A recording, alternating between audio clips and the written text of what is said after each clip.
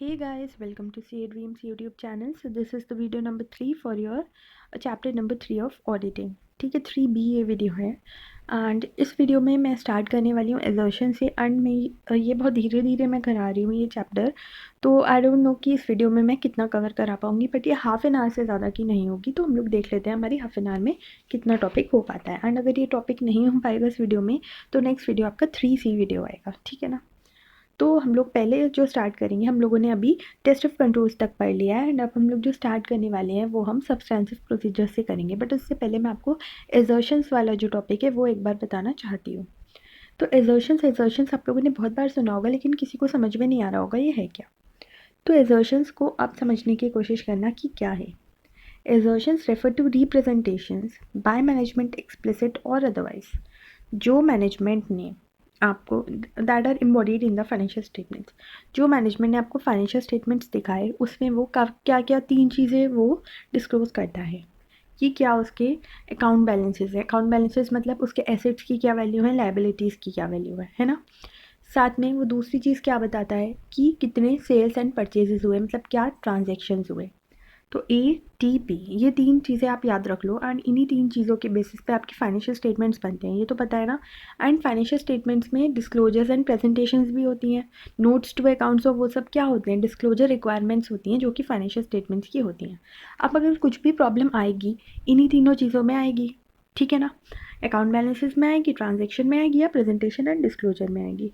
तो आप एक ऑडिटर हो, आप फाइनेंशियल स्टेटमेंट्स को चेक करने के लिए पहुँचे हो. अब मैनेजमेंट ने तो आपको दे दिया, अब आप कैसे चेक करोगे उसको कि जो ये बोल रहा है वो ठीक बोल रहा है. आप उसको चेक करोगे एजर्शंस लगा के, तो वो होती हैं एजर्शंस. तो these refer to representations by management. जो मैनेजमेंट ने दी एक्सप्लिसिट और अदरवाइज का मतलब कि ऑर्गेनाइजेशन के अंदर या ऑर्गेनाइजेशन के बाहर जो उसने अपने फाइनेंशियल स्टेटमेंट में रिप्रेजेंटेशन दी है ना, तो उसको वो जो ऑडिटर है वो वेरीफाई करता है कि ये जो फाइनेंशियल स्टेटमेंट्स हैं इसमें कोई मिस स्टेटमेंट तो नहीं आ रही है, या ये जो बोल रहा है जो रिप्रेजेंटेशन दे रहा है उसमें कहीं ऐसा तो नहीं कि कोई मिस स्टेटमेंट है. तो वो होते हैं एजर्शंस. ठीक है. तो यूज़ क्या है एजर्शंस का, in representing that the financial statements are in accordance with applicable financial reporting framework. जब आप एजर्शंस को यूज़ करते हो तो आपको ये पता लग जाता है कि जो मैनेजमेंट है इन्होंने अपने फाइनेंशियल स्टेटमेंट्स को इन मतलब इन accordance with the applicable financial reporting framework बनाया है. Management implicity oh god, I'm not able to pronounce it. Implicity or explicity makes assertions regarding the recognition, measurement, presentation and disclosures of the various elements of financial statements and related disclosures. तो ये मतलब assert करते हैं हम लोग कि जो मतलब एलिमेंट्स है फाइनेंशियल स्टेटमेंट्स का उनका क्या प्रेजेंटेशन, डिस्क्लोजर एंड रिकॉग्निशन है. ठीक है. तो वो सब आप बेसिकली क्या करते हो, एजर्शंस को यूज़ करके आप चेक करते हो. एजर्शंस जो हैं ये बहुत सारी कैटेगरीज़ में फॉल करता है. तो जैसे कि मैंने आपको अभी 3 बातें बताई, 3 बातों पे ही मतलब फाइनेंशियल स्टेटमेंट्स आपके बने होते हैं. Account balances, transactions and presentation and disclosure. तो अगर आपको अकाउंट बैलेंसेस चेक करने हैं तो आप ये सारी एजर्शंस लगाओगे. अगर आपको ट्रांजैक्शन चेक करने हैं तो ये सारी एजर्शन, प्रेजेंटेशन एंड डिस्क्लोजर तो ये सारी एजर्शन. ठीक है. इसका एग्जाम्पल्स भी हैं, हम लोग वो भी डिस्कस करेंगे. तो सपोज़ हम लोग फर्स्ट कैटेगरी डिस्कस करते हैं अकाउंट बैलेंसेस. तो इसके लिए आपको 4 एजर्शंस दे रखी हैं. अब अकाउंट बैलेंसेस किन किन चीज़ों के होते हैं, एसेट का क्या अमाउंट है, लायबिलिटी का क्या अमाउंट है, इक्विटी का क्या अमाउंट है. राइट्स एंड ऑब्लिगेशन एजर्शन क्या, तो मतलब ये कि जैसे आपको मैनेजमेंट ने बोला कि हमारी इतने करोड़ की एसेट्स हैं या इतने लैक्स की लायबिलिटी हैं, तो आप क्या करोगे, आप ये चेक करोगे कि जो मैनेजमेंट बोल रहा है ये एग्जिस्ट भी करता है या नहीं. तो ये आपकी फर्स्ट एजर्शन हुई. एग्जिस्टेंस चेक कर रहे हो जो भी उसने अकाउंट बैलेंसेस अपने फाइनेंशियल स्टेटमेंट्स में दिखा रखे हैं. ठीक है. राइट्स एंड ऑब्लिगेशन मतलब जो इन्होंने रख रखी हैं अपने पास में इक्विटीज़, मतलब शेयर्स वगैरह जो इन्होंने रख रखे हैं, या फिर इन्होंने वो रख रखे हैं, एसेट्स रख रखे हैं. ठीक है. जो भी उसका मतलब इक्विटी का इंटरेस्ट उसने होल्ड कर रखा है एंटिटी ने, तो क्या उसके पास राइट भी है वो होल्ड करने का. सो द एंटिटी होल्ड्स और controls the rights to assets, liability and the obligations of the entity. ठीक है, तो वो चीज़ भी आपको चेक करनी होगी। फर्स्ट आपने चेक करा कि वो एग्जिस्ट करता भी है या नहीं, सेकंड आपने चेक करा राइट्स एंड ऑब्लिगेशन, फिर थर्ड आप चेक करोगे कंप्लीटनेस। कंप्लीटनेस में क्या आता है कि ये प्रॉपरली रिकॉर्डेड है या नहीं। ऐसा तो नहीं है कि आधी अधूरी इन्होंने लाइबिलिटीज़ दिखाई ही नहीं और फाइनेंशियल पोजीशन अच्छे दिखा रहे हैं अपनी कंपनी की। ठीक है, तो आपका थर्ड पॉइंट ये हुआ।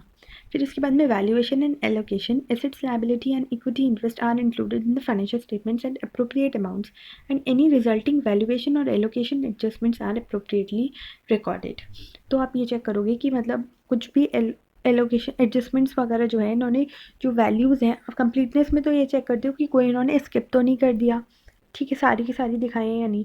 एंड वैल्यूएशन एंड एलोकेशन में आप ये चेक करते हो कि जो एडजस्टमेंट्स वगैरह हैं वो इन्होंने अप्रोप्रिएटली लगाए हैं या नहीं लगाए हैं। ठीक है, तो ये चीज़ें जो हैं आपकी अकाउंट बैलेंसेस के लिए चेक होती हैं। अब हम अपनी सेकंड कैटेगरी पे आते हैं। तो क्या क्या चार रिजर्वेशन है?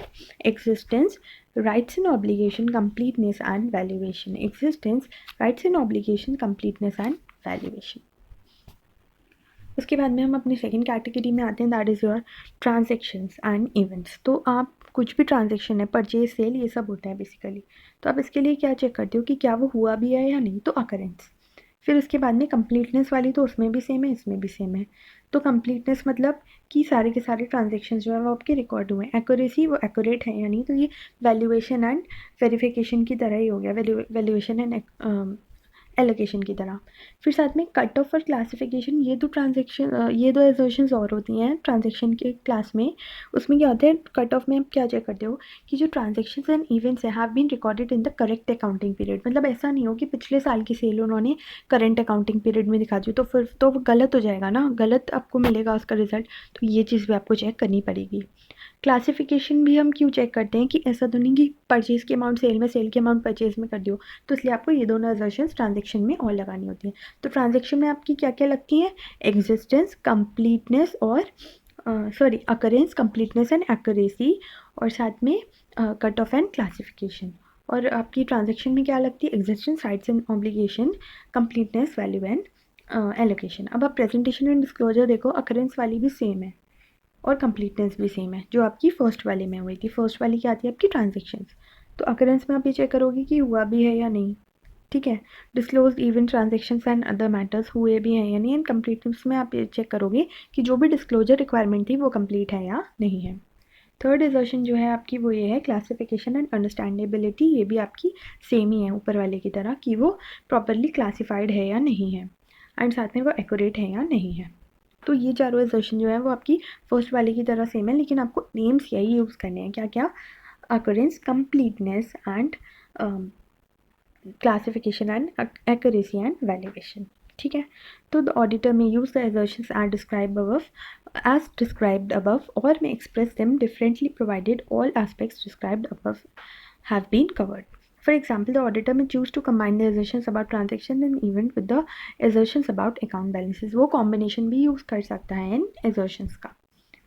When making assertions about the financial statement of certain entities, especially for example जहाँ पे गवर्नमेंट जो है वो मेजर स्टेक होल्डर है, तो जो है in addition to those assertions set out in the paragraph 2, management may often assert that transactions and events have been carried out in accordance with legislation and proper authority। मतलब ये कि जो auditor है अगर उसको ऐसा लगता है कि गवर्नमेंट यहाँ पे मेजर स्टेक होल्डर है, तो वो क्या बहुत उसको मतलब बहुत हाई लेवल की एश्योरेंस मिल जाती है कि यहाँ पे जो है वो काम हुआ है वो प्रॉपर अथॉरिटी के अंडर में ही हुआ है। Such assertions may fall within the scope of financial statement audit. तो let us elaborate this with the help of two illustrations. अब हम दो इलस्ट्रेशन पढ़ते हैं जिससे कि आपको असर्शंस वाला टॉपिक बहुत अच्छे से आ जाएगा। So when we find in the balance sheet an item under current assets as cash in hand 8,000, the obvious assertions that would strike the mind are, मतलब आपको, आप ऑडिटर हो, आप ऑडिट करने गए एंड आपको बोला गया कि जो कैश इन हैंड है उसकी वैल्यू 8,000 है। तो आपके दिमाग में क्या क्या बातें आएंगी कि ये जो 8,000 है ये वैलिड नोट्स एंड कॉइन्स में है। फिर साथ में दूसरी बात जो आएगी वो आएगी that the cash was free and available for the expenditure to the firm. मतलब ये जो कैश इन्होंने वैल्यू दिखा रखी है, ऐसा तो नहीं कि ये जो पैसा ये फंसा हुआ है ये लोन का है, ये ऐसा तो नहीं है ना, फ्री है ना और ये खर्च कर सकते हैं ना। फिर थर्ड बात आपके दिमाग में क्या आएगी that the books of accounts show a cash balance of identical amount at the end of the day on which the balance sheet is drawn up. फिर जो बुक्स ऑफ अकाउंट्स है वो आइडेंटिकल अमाउंट शो कर रही है जिस पे balance sheet आपकी बनी है। तो ये 3 बातें जो है आपके माइंड में आती हैं जब आप कैश एंड चेक करते हो। ये भी एग्जाम्पल आपके एग्ज़ाम में बहुत देखने को मिलेगा। ऐसे करके आपको दे देंगे बैलेंस शीट का एक एक्सट्रैक्ट, प्लांट एंड मशीनरी है, उस पर डेप्रिसिएशन प्रीवियस ईयर का है, करंट ईयर का है, और वैल्यू जो निकल के आ रही है वो 117 आ रही है। तो एजर्शंस आपके दिमाग में क्या आएगी, मतलब आपको ये अगर दिखता है तो आप क्या क्या इस पर कंक्लूड कर पाओगे कि जो फर्म है वो प्लांट एंड मशीनरी को ओन कर रही है, जो हिस्टोरिकल कॉस्ट है वो 2 लाख थी, plant and machinery physically exist करता है। तो देखिए आपने क्या क्या चेक करा है यहाँ पे, राइट्स एंड ऑब्लिगेशंस। फिर यहाँ आपने क्या चेक करा, वैल्यूएशन एंड वेरिफिकेशन या एग्जिस्टेंस। तो ऐसे करके एजर्शंस जो है वो यूज़ होती हैं। The asset is being utilised in the business of the company productively. Total depreciation जो है वो 83,000 का है, जिसमें कि जो 13,000 है वो आपका पूरा करंट ईयर का है, एंड बाकी आपका प्रीवियस ईयर का है। ये भी आपने एजर्ट किया, और साथ में आपने क्या एजर्ट किया, the amount of depreciation has been calculated on recognise basis and the calculation is correct. ठीक है, तो इन सब बातों से हमें ये पता लग गया कि क्या क्या एजर्शंस जो है वो मैनेजमेंट ऑडिटर को लगानी होती है। Incidentally the assertions are generally implied and not specifically spelled out, though some explicit assertions are also found in the financial statements. अब ये हमें स्टार्टिंग में बोला था ना एक्सप्लिसिट और अदरवाइज, तो एक्सप्लिसिट assertions क्या होती हैं, explicit assertions are made when otherwise the reader will be left with an incomplete picture, it may be misleading.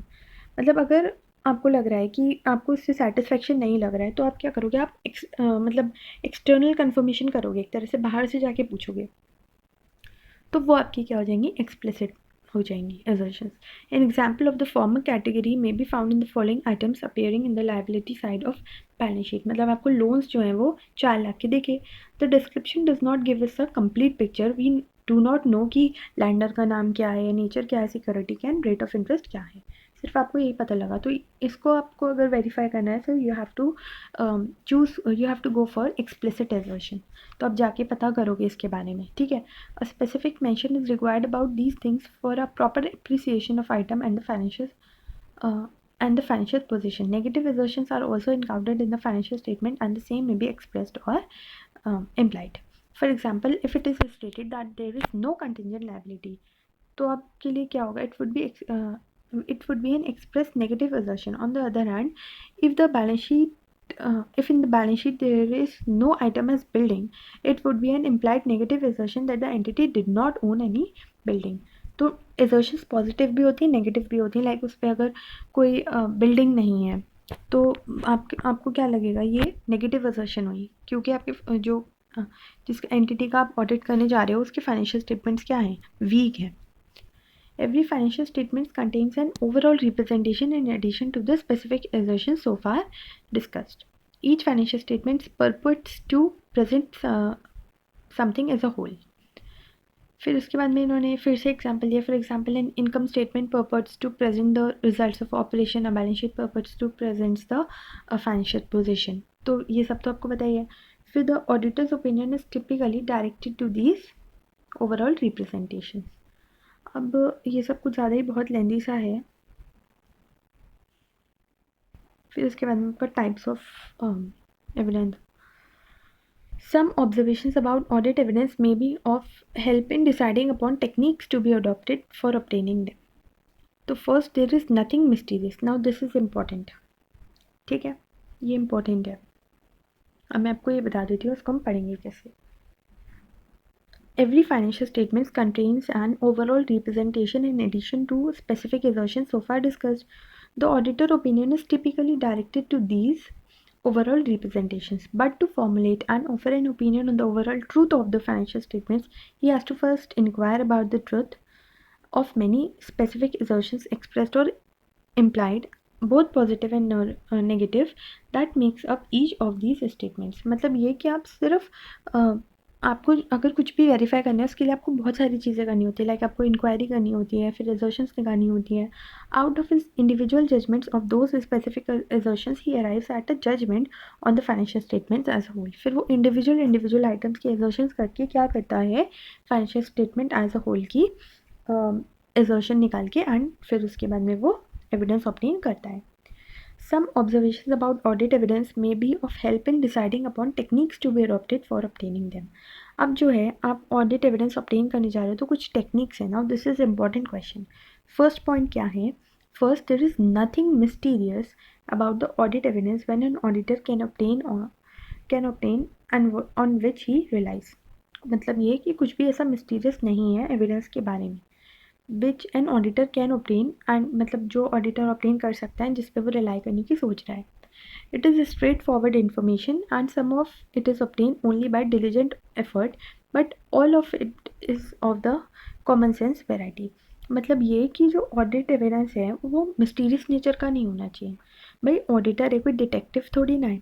Auditor की माना कि उसकी नेचर क्या है, गलतियाँ निकालना, लेकिन ऐसा नहीं होना चाहिए कि जो एविडेंस उसको ऑब्टेन करना है वो मिस्टीरियस है, उसको मिल ही नहीं पा रहा है, ऐसा नहीं होना चाहिए।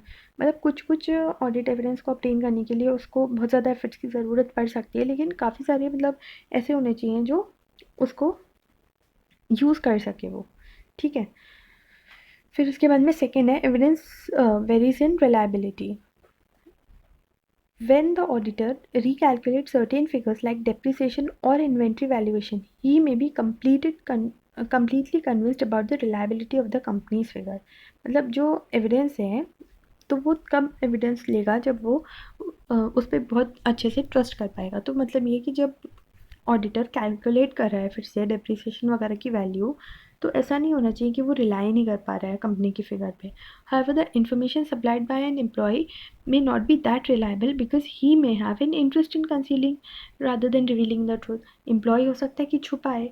So this suggests that we must always be alert to the relative reliability of different kinds of evidence. मतलब ये यही बोल रहे हैं कि ऑडिट एविडेंस का नेचर कैसा होना चाहिए। ऑडिट एविडेंस का नेचर ऐसा होना चाहिए कि जो इन्फॉर्मेशन वो एक ऑडिट एविडेंस की तरह यूज़ करना चाह रहा है वो सही हो, उस पर वो रिलाई कर पाए। लेकिन आप खुद ही सोचो, अगर आप एम्प्लॉय से ही ले रहे हो कुछ भी इन्फॉर्मेशन, तो वो तो कंपनी से मिला हुआ ही हो सकता है ना, तो उसकी रिलायबिलिटी क्राइटेरिया आपको क्या लगेगा, इस पर रिलायबल करना सही नहीं है, तो आप अपने पार्ट से तो जो है वो अलर्ट रहोगे। बट स्टिल ये जो है ये मतलब कुछ ऐसी टेक्निक्स हैं कि जो हेल्प करती हैं डिसाइड करने में कि आपको ऑडिट एविडेंस कैसे लेना है, ठीक है। थर्ड है some evidence may be more difficult to obtain rather than other. कुछ ऑडिट एविडेंस जो है वो ज़्यादा डिफिकल्ट हो सकते हैं, कुछ कम। It is relatively easy to put questions to employees who are present inside the company. It is easy to examine inventory on hand, लेकिन it is more difficult to verify inventory stored elsewhere. मतलब लोगों से बात करना easy है, inventory जो अंदर है उसको देखना ईजी है, लेकिन जो है वो बाहर अगर आपको करना है तो वो डिफ़िकल्ट है। तो मतलब आप ऑडिट एविडेंस ऑब्टेन करने जा रहे हो तो कितनी सारी बातें जो आपको ध्यान में रखनी होगी कि कुछ भी मिस्टीरियस नहीं है। मिस्टीरियस अगर है तो आपको फिर क्या करना होगा, उस हिसाब से अपने ऑडिट प्रोसीजर्स करनी होंगी। सेकंड, रिलायबल है, रिलायबल नहीं होगा तो ऑडिट एविडेंस का आप यूज़ ही नहीं कर सकते। फिर थर्ड क्या है, थर्ड ये है कि डिफ़िकल्टी और इजी में क्या है, मतलब जो अंदर डेटा है, अंदर लोग हैं, उनसे बात करना इजी है, बाहर जाके पता करना डिफ़िकल्ट है। फोर्थ क्या है, it must be recognise that the available evidence be persuasive and that the evidence may not be conclusive. जो एविडेंस है वो परसुएसिव एंड कंक्लूसिव नहीं है। In giving the opinion the auditor necessarily takes a calculated risk. मतलब वो evidence के साथ साथ कुछ रिस्क लेके चलता है, वो कंक्लूसिव नहीं होना चाहिए।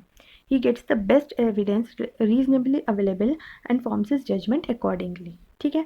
In fact, in auditing, it is very difficult and at times impracticable to obtain conclusive evidence, both on account of time and cost. This explains why an auditor gives an opinion rather than some kind of guarantee or certificate. वही कि time और cost की वजह से वो absolute assurance तो दे ही नहीं पाता है, और साथ में जो आपका ऑडिट एविडेंस है वो आप सिर्फ परसुएसिव ऑडिट एविडेंस से कंक्लूड कर सकते हो, बिकॉज इतनी ज़्यादा इनहेरेंट लिमिटेशंस हैं एंटिटी में कि आप चाहकर भी जो ऑडिट एविडेंस है वो उससे कंक्लूसिव नहीं बना सकते हो। आपको ऑडिट एविडेंस तो ऑब्टेन करना ही है, साथ में रिस्क लेकर भी चलनी है, ठीक है। लाइक आपने एविडेंस ऑब्टेन कर लिया कि इस कंपनी में इतनी ज़्यादा मिस स्टेटमेंट नहीं है, लेकिन फिर रिस्क तो है ना।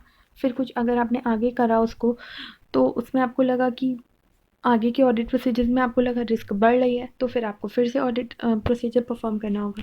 इसलिए it is not conclusive, it is persuasive. All he can state is that he has carefully examined the various assertions, obtained evidence in his professional judgment, thought adequate and the best available, and that he has considered the evidence judiciously in informing an opinion as to reliability of the financial statements। ठीक है, फिर इसके बाद में fifth, the auditor में gain increased assurance when audit evidence obtain from different sources of different nature.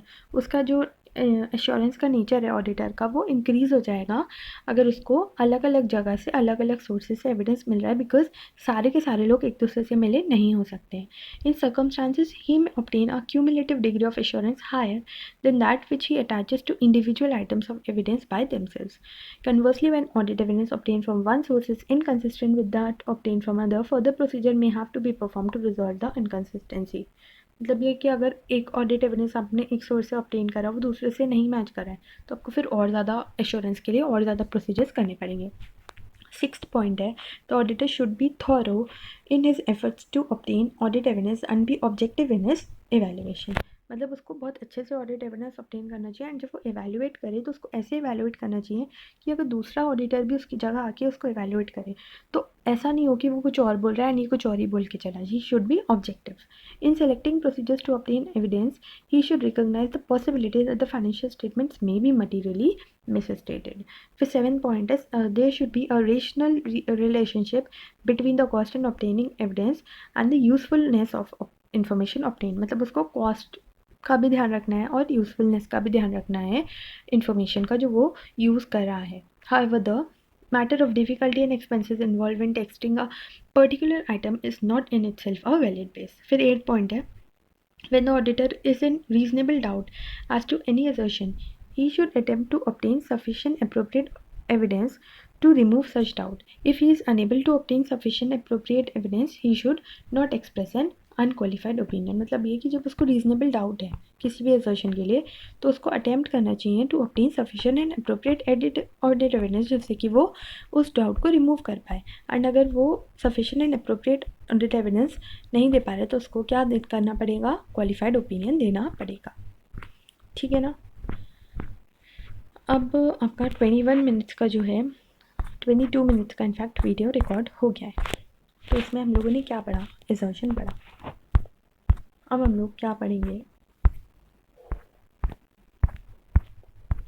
अब हम लोग सब्सटेंटिव प्रोसीजर से स्टार्ट करते हैं। ठीक है, यस। सब्सटेंटिव प्रोसीजर दो टाइप के होते हैं एंड ये क्या होते हैं, वो प्रोसीजर्स जो डिटेक्ट करने में हेल्प करते हैं मटेरियल मिसस्टेटमेंट को at the assertion level. And test of details and substantive analytical procedures ये दो टाइप के होते हैं, तो पता ही है। Irrespective of the assessed risk of material misstatement, the auditor shall design and perform substantive procedure for each material class of transaction, account balance and disclosure. This requirement reflects the fact that the auditor's assessment of risk is judgmental and may not identify all risk of material misstatement and there are inherent limitations। Substantive procedures को दो बात को ध्यान में रखते हुए करना चाहिए कि इनहेरेंट लिमिटेशंस होती हैं और साथ में रिस्क जो है वो जजमेंटल होता है। मतलब हो सकता है इनिशियली उसको लग रहा है कि यहाँ पे कम रिस्क है लेकिन आगे ऑडिट प्रोसेस में उसको ऐसा लगे कि यहाँ रिस्क बढ़ गया है। Depending on the circumstances auditor ये डिसाइड करेगा कि इसको सिर्फ सब्सटेंसिव एनालिटिकल प्रोसीजर ही करना है या टेस्ट ऑफ डिटेल ही करना है या फिर कॉम्बिनेशन करना है। फिर इसके बाद में substantive analytical procedure are generally more applicable to large volume of transactions. और ऐसे 520 जो है वो गाइडलाइन देता है आपका एनालिटिकल प्रोसीजर के बारे में।